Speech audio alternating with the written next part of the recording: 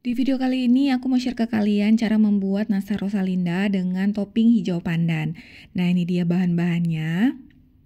Untuk tahap pertama, kita haluskan dulu margarin. Nah, ini kita aduk-aduk sampai teksturnya itu lembut dan ringan.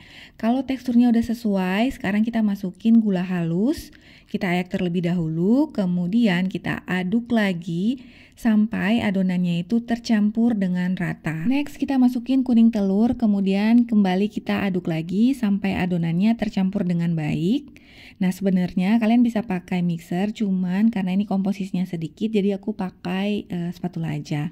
Nah, sekarang kita masukin susu bubuk dan tepung maizena, kemudian kita aduk-aduk sampai adonannya itu tercampur ya.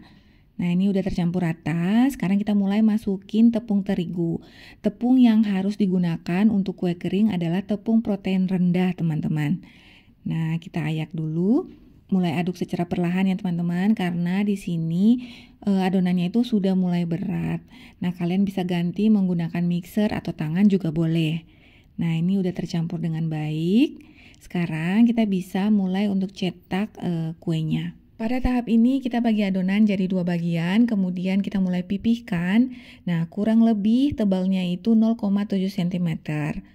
Nah, ini kita pipihkan secara perlahan ya teman-teman. Nah, sekarang apabila tebal adonannya sudah sesuai, kita mulai cetak adonan menggunakan cetakan bunga seperti ini ya. Kalau dicetak satu persatu, nah ini agak ditekan agar ada lubang sedikit di tengahnya. Nah, pada saat dikeluarkan juga harus perlahan ya teman-teman, karena takutnya adonan tuh akan menempel pada cetakan.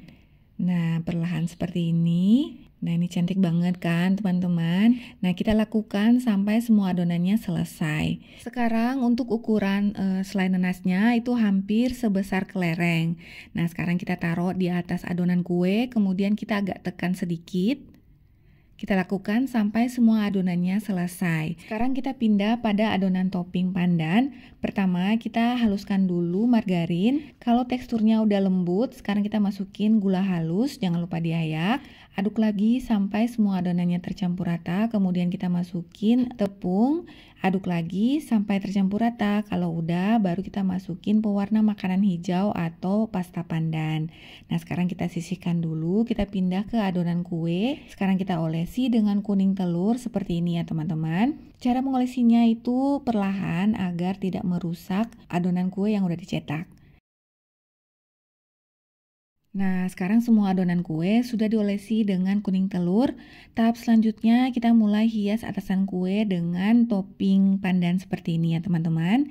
Kalau kalian pertama kali bikin topping pandan seperti ini, bikinnya tuh perlahan-lahan aja teman-teman agar tidak bengkok ke kiri atau ke kanan. Tapi kalau seandainya bengkok ke kiri seperti ini, kalian bisa rapikan dengan plastik. Jangan rapikan dengan adonannya ya teman-teman, karena cepet banget atau gampang banget lengket.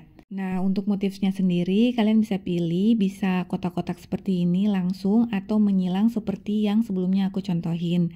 Nah, kita bikin sampai semuanya selesai, kemudian kita mulai panggang sampai adonan kuenya itu masak. Dan satu lagi teman-teman yang perlu kalian perhatikan, kita harus panasin oven sebelum kita panggang.